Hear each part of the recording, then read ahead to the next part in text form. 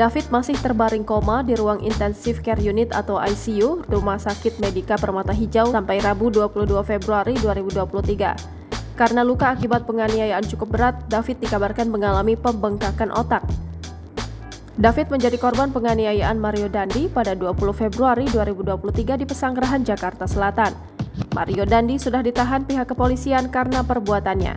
Kapolres Metro Jakarta Selatan, Kombes Pol Ade Arisya mengatakan, pelaku diduga menganiaya David setelah menerima aduan dari kekasihnya yang berinisial AG.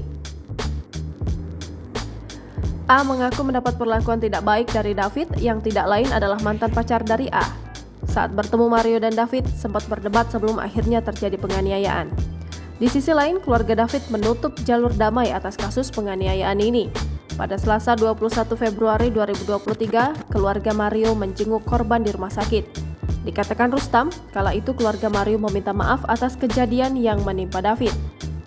Meski menerima permintaan maaf pelaku, keluarga David tidak berniat untuk menghentikan proses hukum yang tengah berjalan.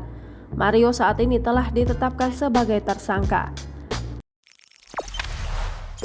Jangan lupa subscribe, share, komen, dan like ya!